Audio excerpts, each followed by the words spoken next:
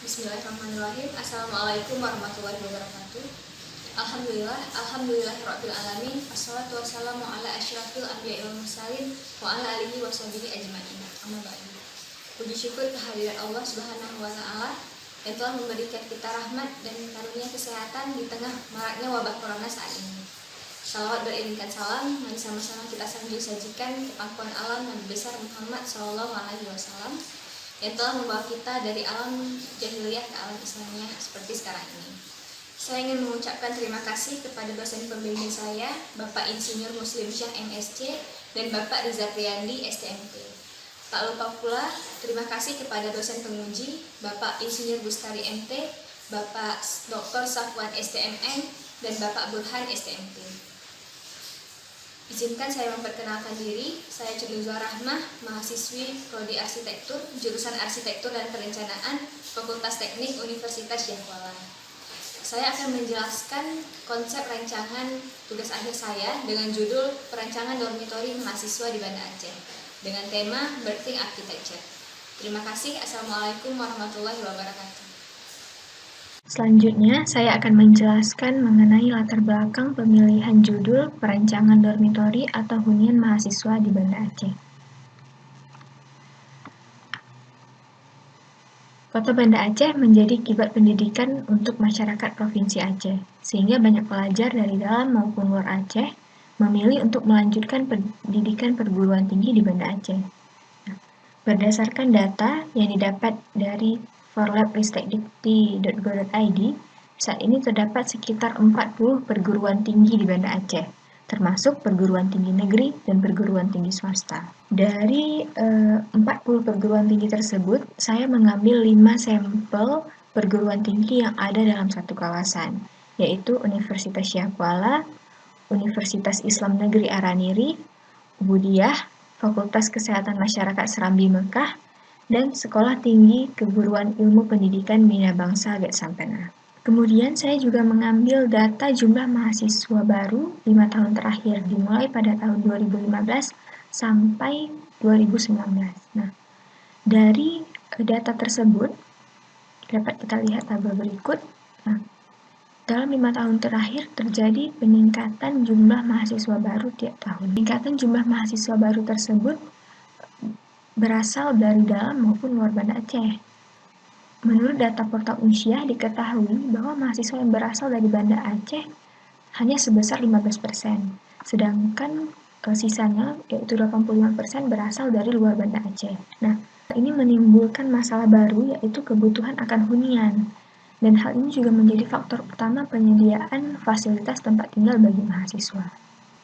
Beberapa perguruan tinggi sudah menyediakan fasilitas asrama untuk mahasiswa selama masa studinya. Terdapat pula asrama dari setiap kabupaten atau kota sebagai fasilitas penunjang mahasiswa. Namun, kapasitas asrama tersebut belum mampu menampung seluruh mahasiswa baru yang ada di Kota Banda Aceh. Berdasarkan hasil survei yang didapat dari UPT Asrama Unsyah dan kantor Ma'had UIN, didapatkan bahwa kapasitas asrama Unsyah hanya mampu menampung 2.072 orang, sedangkan asrama UIN menampung 2.074 orang, asrama kabupaten kota sejumlah 22 asrama menampung 4.400 orang, dan 15% mahasiswa berasal dari Banda Aceh sejumlah 2.557 orang. Nah, berdasarkan data-data yang telah diuraikan, dapat kita simpulkan bahwa dibutuhkannya perancangan hunian berupa dormitori mahasiswa di Banda Aceh. Selanjutnya, identifikasi masalah. Yang pertama, terjadi peningkatan persentase jumlah mahasiswa sekitar 6% setiap tahunnya, dimulai dari tahun 2015 sampai 2019. Kemudian kapasitas asrama Unsyah hanya mampu menampung 2.072 orang, asrama UIN 2.074 orang, sehingga mahasiswa lainnya belum memiliki tempat tinggal. Ketiga, daerah kabupaten kota hanya mampu menampung 4.400 orang, sehingga tidak dapat menampung mahasiswa dari daerahnya sendiri. Keempat, terdapat 5.944 mahasiswa baru angkatan 2019 yang belum memiliki tempat tinggal. Kurangnya fasilitas pendukung pada hunian atau asrama yang telah disediakan oleh perguruan tinggi yang ada. Maksud perancangan dormitori ini ialah menyediakan fasilitas hunian vertikal untuk mahasiswa di Banda Aceh, yang mewadahi kegiatan mahasiswa dengan berbagai fasilitas penunjang dan biaya yang relatif terjangkau. Tujuan perancangannya ialah yang pertama mengakomodasi kebutuhan dan kegiatan penghuni dormitori mahasiswa, kedua merencanakan dormitori mahasiswa yang sesuai dengan peraturan dan batasan yang telah ditetapkan, ketiga menerapkan tema birthing architecture pada konsep perancangan bangunan, dan membina lingkungan belajar yang baik serta fasilitas penunjang pada rancangan. Selanjutnya tinjauan pustaka. Dormitori berasal dari bahasa Inggris, yaitu asrama, yang berarti tempat tinggal yang diperuntukkan bagi orang-orang bersifat homogen, misalnya mahasiswa, pelajar, ABRI, dan lainnya. Dalam perancangan ini saya mengambil dormitori khusus mahasiswa. Disebut dormitori karena hunian ini diperuntukkan bagi mahasiswa dari berbagai universitas, bersifat komersial, dan kepemilikannya dari badan usaha yang memiliki modal. Dapat disimpulkan bahwa dormitori adalah sebuah hunian yang menampung sejumlah pelajar atau mahasiswa dengan kepentingan yang sama. Selain sebagai hunian, asrama juga digunakan sebagai sarana belajar dan sarana berhubungan sosial satu sama lainnya. Tipe-tipe dormitori yang dipilih ialah single audit corridor. Itu hunian yang memiliki sirkulasi memanjang dan meletakkan ruang-ruang hunian hanya pada salah satu sisi selasar.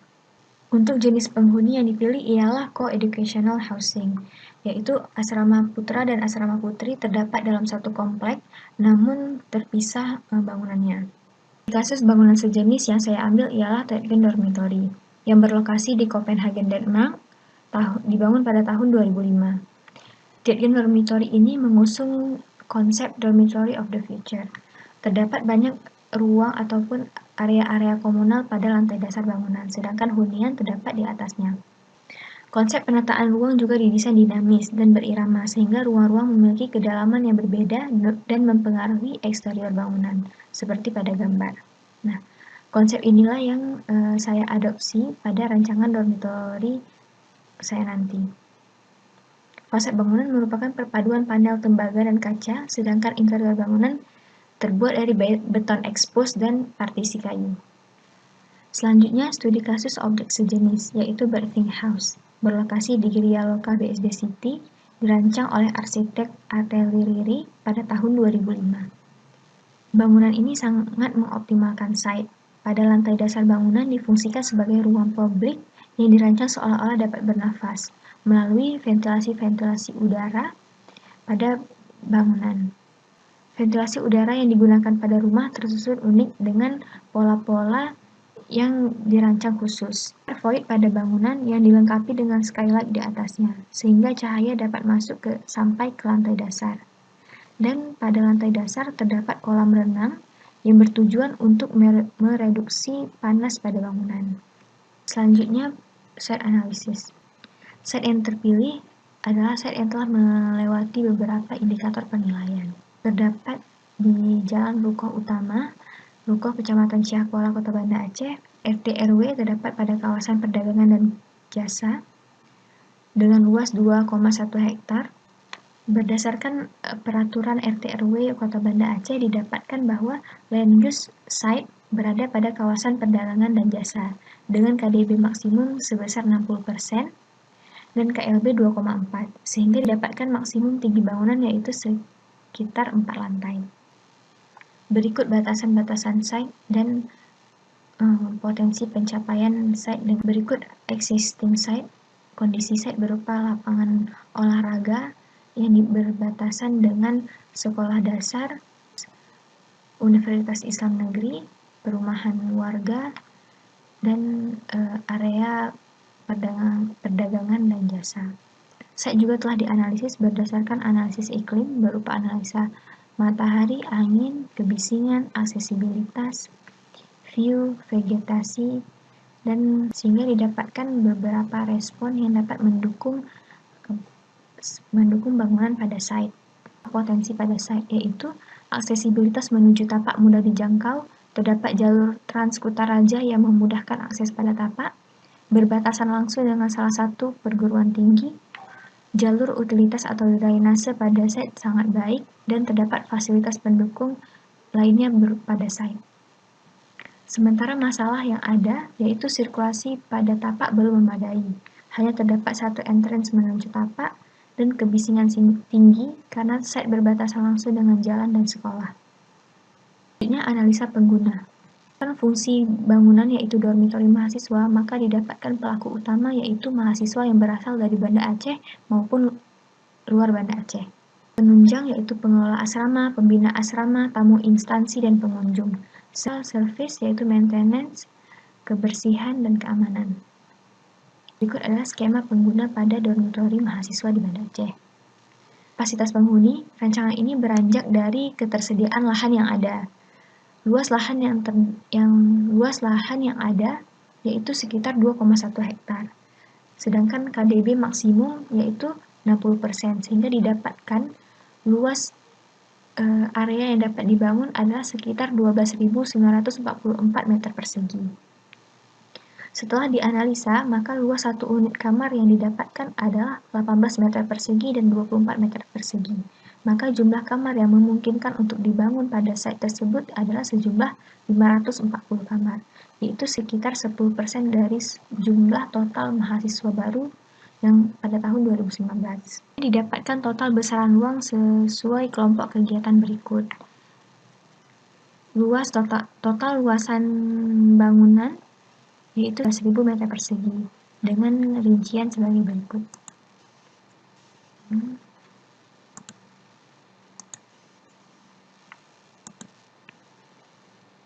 Terima kasih kepada Bapak Insinyur Bustari MT selaku penguji bidang arsitektur. Saya akan menjelaskan konsep arsitektur pada perancangan dormitori mahasiswa. Pendekatan tema pada perancangan dormitori mahasiswa ini adalah berthing architecture. Menurut teori Starfido tahun 2015, berthing architecture ialah konsep perancangan yang menghidupkan ruang udara dalam bangunan. Berthing architecture ini mengambil prinsip bernafas, yaitu membutuhkan udara bernafas hingga hidup. Demikian juga dengan bangunan yang membutuhkan udara, oksigen, dan menghasilkan air quality ataupun kualitas udara dalam ruang yang baik. Konsep ini diharapkan dapat memaksimalkan oksigen dalam ruang dan kualitas udara dalam ruang dapat meningkat, sehingga menciptakan kenyamanan bagi penghuninya secara fisik dan sosial.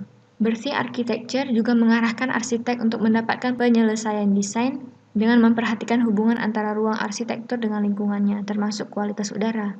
Terdapat 5 aspek penting dalam tema berthing architecture. Yang pertama, respect for user, respect for site, eco-materials, conserving energy, and minimize pollution. Tujuan dari tema ini ialah mengkaji aliran udara dari dalam dan keluar bangunan, mengaktifkan ruang-ruang udara tertentu yang tidak membutuhkan penghawaan buatan pada bangunan, menganalisis dan mengidentifikasi aliran udara, air intake, air exhaust, sehingga penerapannya dapat maksimal dalam bangunan. Dengan demikian dapat disimpulkan bahwa berthing architecture adalah konsep untuk mengaktifkan ruang udara dan memberikan kualitas udara yang baik untuk outdoor dan indoor bangunan. Selanjutnya, konsep penerapan atau interpretasi tema dalam bangunan. Yang pertama, memanfaatkan site dan penataan pola massa yang sesuai dengan analisa site, termasuk efisiensi lahan yang diterapkan untuk bangunan sebanyak 60% dan ruang terbuka hijau 40%. Hal tersebut termasuk dalam prinsip tema yaitu respect for site. Selanjutnya, menciptakan kawasan hijau untuk mencegah polusi udara, masuk penataan lanskap dan roof garden pada dormitory. Termasuk penggunaan material softscape seperti grass block dan paving block pada perkerasan agar mudah menyerap air. Hal tersebut masuk ke dalam salah satu prinsip tema yaitu minimize pollution. Kemudian menggunakan material alami buatan lokal, material berpori tidak berbahaya bagi kesehatan dan dapat menyerap panas. Merancang selubung bangunan yang dapat mendukung tema rancangan termasuk ke dalam prinsip eco-materials. Selanjutnya, penggunaan ventilasi udara untuk menciptakan cross ventilation pada bangunan dan menerapkan open-loaded corridor yang dapat memanfaatkan pencahayaan maupun penghawaan alami pada bangunan secara optimal. Kemudian pengolahan kembali air bekas pada bangunan termasuk ke dalam conserving energy. Yang terakhir ialah merancang sirkulasi pejalan kaki yang nyaman dengan vegetasi dan ramah terhadap ke dalam salah satu prinsipnya yaitu respect for user. Selanjutnya, konsep desain bangunan. Konsep penataan massa. Penataan massa bangunan berdasarkan analisa site dan berbagai pertimbangan karakter site. Perletakan massa juga disesuaikan dengan fungsi bangunan itu sendiri, termasuk fungsi hunian, edukasi, olahraga, refreshing, dan servis. Dengan adanya pembagian kelompok massa bangunan tersebut, maka privasi pengguna bangunan dapat terjaga dengan baik. Setelah massa terbagi atas beberapa kelompok fungsi bangunan, maka didapatkan luas lantai dasar bangunan. Total lantai dasar bangunan seluruhnya adalah 9.215 meter persegi. Berikut adalah pembagian luas lantai dasar bangunan berdasarkan fungsi bangunan tersebut. Selanjutnya, konsep sirkulasi bangunan. Sirkulasi bangunan didesain terpusat di mana area publik menjadi pusat penyebaran ke kelompok fungsi bangunan lainnya. Sirkulasi utama site dapat diakses melalui jalan ruko utama. Dan sistem sirkulasi pada kawasan menggunakan one gate system untuk memudahkan dan aspek keamanan pengguna. Selanjutnya, konsep orientasi bangunan. Area hunian laki-laki dan perempuan dipisah untuk menjaga privasi pengguna dormitori. Dormitori berorientasi ke arah jalan utama kawasan. Terdapat pula area komunal seperti lapangan olahraga dan plaza yang dapat menghubungkan kegiatan pengguna putra dan putri. Area servis seperti ruang utilitas diletakkan di belakang, sehingga petugas mempunyai jalur khusus dalam mengaksesnya. Dormitori terdapat basement sebagai area parkiran, sedangkan musola dan gedung pengelola terdapat parkiran tersendiri. Selanjutnya, konsep bentuk bangunan. Gubahan massa pada perancangan dormitori berupa massa banyak, dengan pertimbangan pembagian jumlah mahasiswa, mencegah kepadatan penghuni, dan pemanfaatan lahan. Gubahan massa yang dipilih adalah bentuk geometri persegi panjang, yang merupakan respon dari bentuk dan karakter site, serta bentuk yang paling ideal dalam pembagian ruang berdasarkan fungsi hunian. Selanjutnya, transformasi bentuk bangunan. Yang pertama, massa diorientasikan ke arah utara dan selatan agar mendapatkan bukaan yang maksimal. Merupakan salah satu prinsip yang sesuai dengan tema perancangan. Bentuk persegi panjang dipilih karena yang paling ideal dan efisien dalam pembagian ruang untuk hunian yang bersifat komersil. Selanjutnya dilakukan pembagian untuk area open space yang bertujuan untuk membentuk void agar udara dan cahaya dapat masuk ke dalam bangunan. Ini juga menyesuaikan pada konsep tema perancangan building architecture. Selanjutnya terjadi subtraktif pada bangunan, yaitu pengurangan untuk area rooftop dan area entrance bangunan. Selanjutnya expression of materials, di mana fasad bangunan dibuat dinamis sehingga ruang-ruang memiliki kedalaman yang berbeda. Hal ini mempengaruhi eksterior bangunan. Nah, fungsi eksterior dengan kedalaman yang berbeda adalah untuk menangkap udara, sehingga udara dapat masuk ke dalam ruang dan perputaran udara dalam bangunan terjadi secara maksimal. Kemudian, pada fasad bangunan juga diaplikasikan batu bata berongga. Perubahan atau transformasi bentuk bangunan sudah disesuaikan dengan prinsip-prinsip tema yang ada. Selanjutnya, konsep interior bangunan. Untuk lantai 1, lantai 2, dan lantai 3 telah dibagi ruang berdasarkan zona-zona tertentu, sehingga didapatkan total penghuni ruang ada sekitar 500 orang dengan 360 kamar. Luas lantai dasar sekitar 1.560 meter persegi per blok. Untuk detail ruang pada lantai 1 dapat dilihat terdapat lobi, toilet umum, ruang makan dan dapur, komunal area berupa open space, kamar, laundry room, serta emergency stair atau tangga darurat. Berikut adalah denah dan aksonometri kamar tipe A, kapasitas 1 orang. Yang dilengkapi dengan kamar mandi di dalam, balkon berfungsi agar cahaya matahari tidak langsung masuk ke dalam kamar. Terdapat pula dinding rongga yang terbuat dari susunan batu bata yang berfungsi untuk barrier agar kamar tidak terekspos secara langsung. Terdapat pula open space yang dapat digunakan sebagai area jemur dengan clothing line yang dapat dilipat, optimalkan ruang dalam kamar. Selanjutnya aksonometri untuk kamar tipe B kapasitas 2 orang. Terdapat kamar tidur 2 tingkat, toilet di dalam, lemari, meja belajar, dengan ukuran 8 x 3 meter persegi. Sebelumnya terima kasih kepada Bapak Burhan Nasution STMT selaku penguji di bidang struktur. Saya akan menjelaskan konsep struktur pada perancangan dormitori mahasiswa di Banda Aceh. Sistem struktur adalah sarana untuk menyalurkan beban akibat penggunaan atau kehadiran bangunan di atas tanah. Nah, struktur dibagi menjadi 3, yaitu substructure, midstructure, substructure, dan upper structure. Untuk substructure berupa pondasi. Struktur pondasi memberikan kekuatan dan kekakuan untuk mencegah bangunan mengalami keruntuhan. Nah, bangunan dormitori mahasiswa ini dirancang pada tapak berupa lahan kosong yang berbatasan dengan bangunan permanen, sehingga dapat dikatakan bahwa bangunan berada dalam kondisi tanah yang relatif stabil. Sehingga fondasi yang dipilih ialah fondasi tapak, karena dari segi biaya serta waktu yang lebih efisien. Fondasi tapak juga mampu menahan beban bangunan tinggi. Fondasi tapak atau footplate terletak di bawah kolom atau tiang yang kedalamannya sampai dengan tanah keras. Pada fondasi tapak ini, saya menggabungkan seismic isolation rubber. Seismic isolation rubber ini adalah salah satu tambahan struktur yang gunanya untuk menanggulangi kerusakan bangunan akibat gempa. Seismic isolation rubber ini ditambahkan mengingat daerah Aceh merupakan salah satu daerah yang rawan bencana gempa. Maka sebagai upaya perlindungan akan kerusakan bangunan ditambahkan seismic isolation rubber ini. Seismic isolation rubber ini memisahkan struktur atas dengan fondasi, sehingga mengurangi getaran pada bangunan saat gempa terjadi. Prinsip kerja dari seismic isolation rubber ialah mengisolasi bangunan atas dari pergerakan tanah saat berguncang. Seismic isolation rubber yang dipilih ialah berupa gabungan plat baja dengan karet. Karet berfungsi untuk mengurangi getaran pada gedung, sedangkan lempeng baja digunakan untuk menopang berat bangunan. Struktur ini yang dipilih karena karet lebih fleksibel dalam menangani getaran saat gempa. Pada perancangan dormitori mahasiswa ini juga terdapat basement untuk mengoptimalkan penggunaan lahan dan digunakan sebagai area parkiran khusus untuk dormitori. Dalam perancangannya, kolom yang digunakan untuk basement ialah kolom struktur dan dinding basement berupa retaining wall.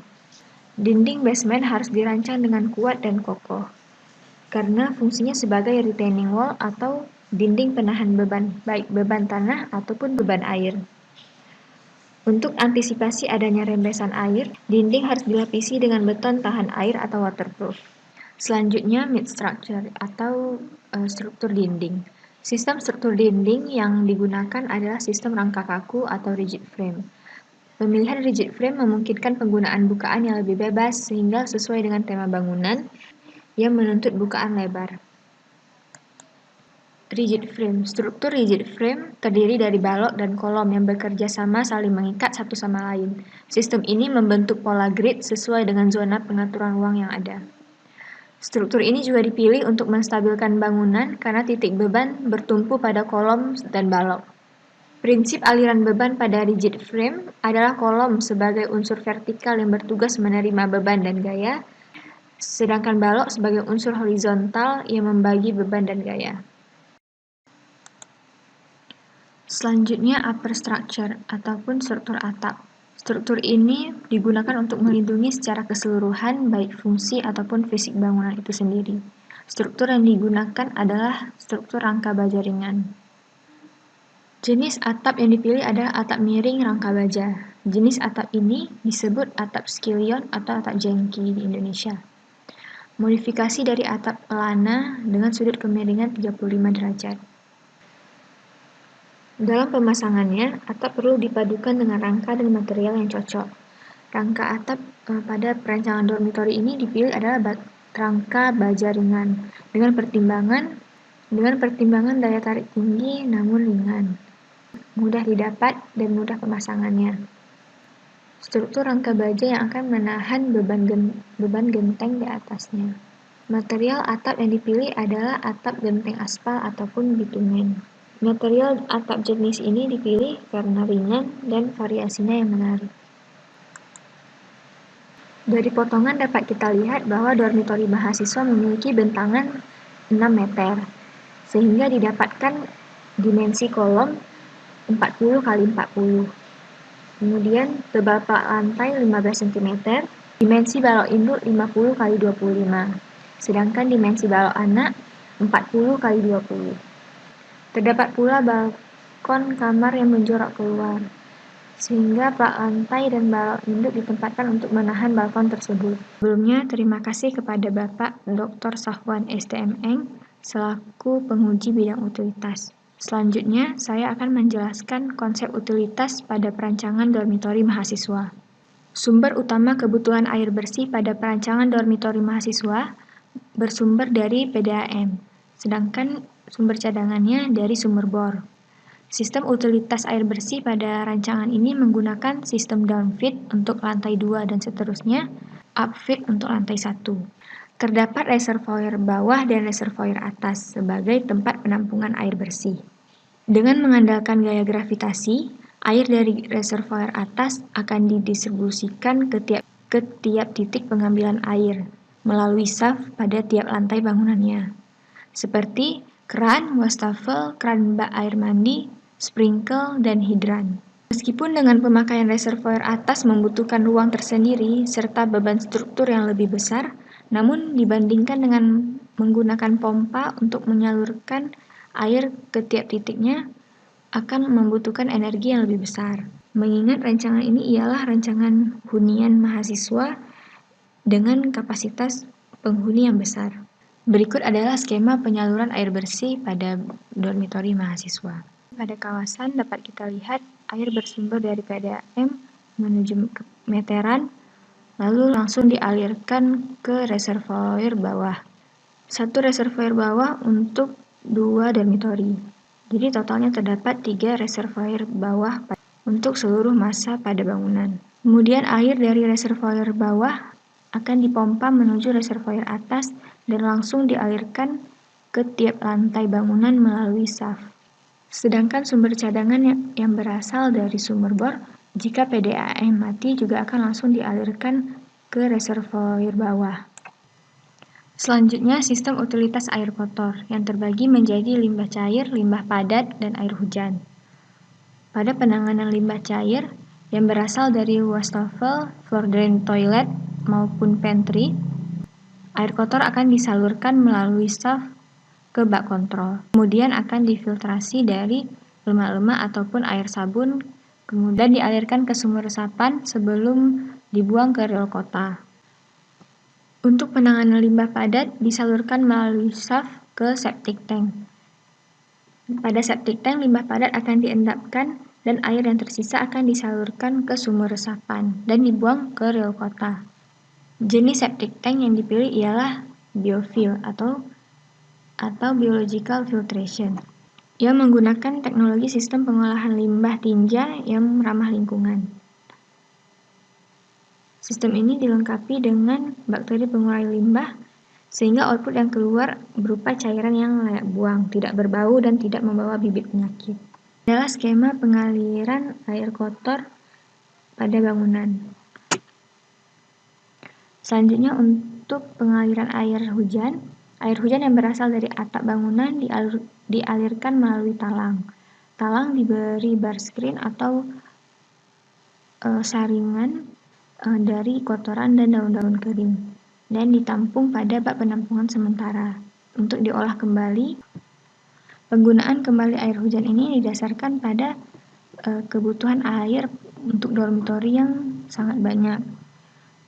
Maka apabila air hujan digunakan kembali akan menggantikan kebutuhan air bersih untuk menyiram tanaman ataupun flush pada kloset. Berikut adalah skema pengaliran air kotor pada kawasan. Untuk satu biotank dapat menampung sekitar 250 penghuni. Sehingga untuk 4 blok dormitori dibutuhkan 2 biotank. Begitu juga dengan gedung pengelola dan musola yang menggunakan biotank sebagai sistem penampungan limbah kotor, limbah padatnya. Selanjutnya, sistem elektrikal pada rancangan.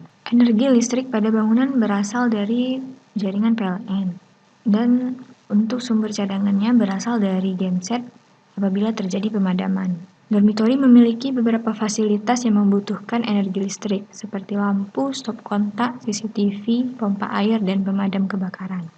Semua sumber energi listrik didistribusikan melalui gedung elektrikal dan rumah genset yang terdapat pada kawasan. Untuk pengaliran listrik pada bangunan dibutuhkan adanya main distribution panel, bagi ke sub distribution panel, dan selanjutnya akan didistribusikan ke masing-masing lantai bangunan.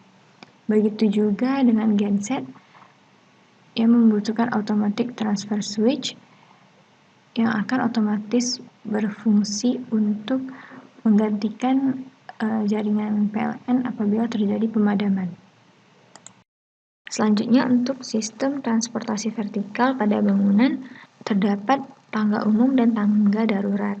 Nah, untuk tangga darurat digunakan apabila terjadi bahaya kebakaran ataupun bencana lainnya. Karena sesuai dengan peraturan pemerintah bahwa tiap gedung yang mewadahi banyak pengguna harus dilengkapi dengan adanya tangga darurat untuk menjamin keselamatan pengguna gedung.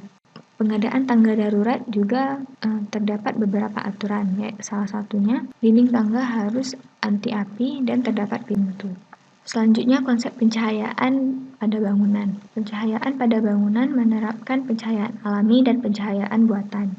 Untuk pencahayaan alami pada bangunan hunian dirancang dengan menempatkan bukaan pada sisi bangunan yang berbatasan langsung dengan area luar, sehingga cahaya matahari dapat masuk ke dalam ruang dan tidak dibutuhkan pencahayaan buatan ataupun lampu pada siang hari. Pada bagian tangga juga diaplikasikan dinding roster, sehingga cahaya matahari juga dapat masuk ke dalam bangunan. Selanjutnya, konsep penghawaan. Konsep penghawaan alami diterapkan pada tiap bangunan hunian dengan merancang ventilasi silang atau cross ventilation pada tiap ruangnya, sehingga kamar-kamar pada bangunan tidak memerlukan pendingin ataupun AC tambahan. Bangunan juga menerapkan open loaded corridor, di mana selasar bangunan ataupun koridor bangunan diarah berupa satu jalur dan diarahkan langsung ke taman, sehingga cahaya ataupun penghawaan dapat lebih optimal. Kemudian pada beberapa dinding ruang diaplikasikan berthing wall sesuai dengan tema berthing architecture, di mana pertukaran udara pada bangunan dapat lebih maksimal. Selanjutnya, sistem instalasi kebakaran yang terbagi menjadi pencegahan secara aktif dan pencegahan secara pasif. Sistem pasif ini mampu memperlambat laju kecepatan api sehingga ada kesempatan untuk menyelamatkan diri. Sedangkan pencegahan aktif berupa fire hydrant dengan jarak 30 meter, detektor asap, dan sprinkle dengan jarak maksimal 6-9 meter. Pada sistem aktif ini menggunakan alat yang mampu mendeteksi kadar asap berlebih, sehingga sprinkler akan otomatis hidup saat kebakaran terjadi. Selanjutnya, sistem penangkal petir. Sistem penangkal petir berfungsi untuk menangkap petir dan menyalurkan ke tanah, sehingga bangunan akan terlindung dari petir. Selanjutnya, sistem pembuangan sampah. Setiap asrama terdapat satu bak sampah organik dan satu bak sampah anorganik. Sebelum sampah-sampah tersebut akan diangkut ke tempat pembuangan akhir. Untuk skema pada kawasan dapat kita lihat bahwa untuk satu dormitory terdapat satu bak sampah organik dan anorganik yang nantinya akan diangkut oleh petugas melalui jalur khusus dan dibawa ke tempat pembuangan akhir. Kemudian untuk sistem fire hydrant dengan radius 30 meter ditempatkan di beberapa titik agar mampu menaungi keseluruhan kawasan. Demikian penjelasan mengenai objek rancangan saya. Lebih dan kurang saya mohon maaf. Assalamualaikum warahmatullahi wabarakatuh.